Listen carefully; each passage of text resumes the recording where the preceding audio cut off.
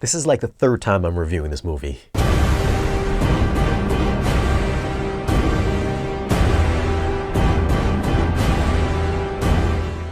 What's up, guys? Today we're going to be checking out the newly remastered Batman vs Superman on 4K Blu-ray.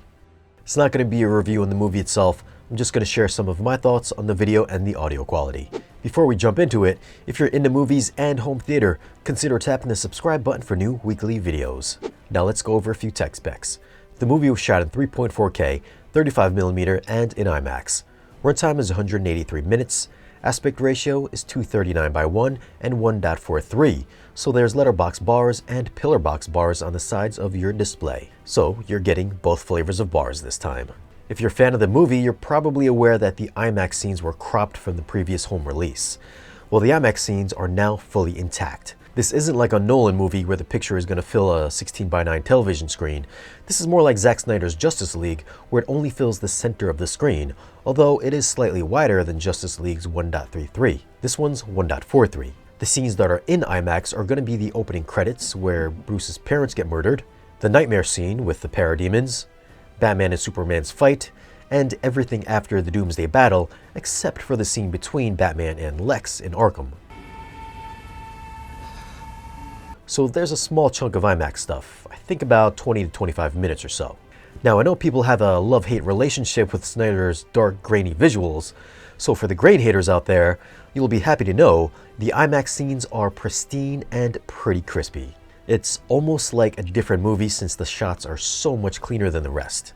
Detail is as resolving as any IMAX movie like Aquaman or any Nolan IMAX shot film, so detail is exceptional. And with the taller aspect ratio, you will see more of the picture above and below the black bars, which came previously. Another noticeable change is the new color grade. I think if you're not comparing the old version and this version back to back, you might not notice it.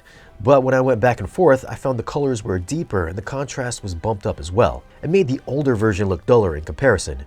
There was also better detail in the bright highlighted areas. So things like flames and explosions, you should see better tonal shades in those bright spots. I also felt that the grain levels in the non-IMAX scenes got a bump as well. So again, if you're a grain hater, you're gonna hate everything that isn't in IMAX, because this is a grainy movie. High stakes round. Audio is in Dolby Atmos, and when I compared the older version with this newer version on the object viewer, I found they were exactly the same. As you can see here, during the Superman and Zod's aerial battle, every speaker is lit up and there's effects moving front to back in the high channels. This entire scene is pure mayhem that happens in every speaker. The Batmobile chase is another standout scene with active effects that move throughout the lower channels, with bullets and debris floating overhead in the top speakers. And of course, if you want over-the-top surround sound with explosions and Superman flying around your room, the Doomsday fight is going to wreak havoc on your neighbors.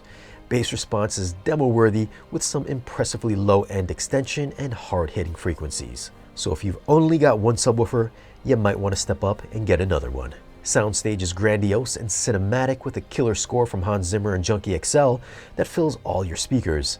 And dialogue was fine throughout. So for audio, I gave it a 10 the last time, so it's going to be a 10 this time. I got some different subwoofers this time around, and every time I get a better sub, the bass gets better too. This is a reference action mix with aggressive surround usage, and is also excellent during the quieter scenes as well. For video, I gave it a 9.4 last time.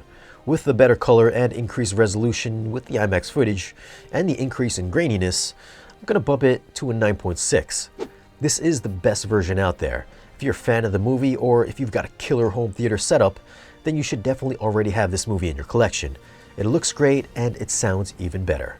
So what are your thoughts on Batman v Superman, the 4K remaster? Are you going to double dip, or are you happy with the older version?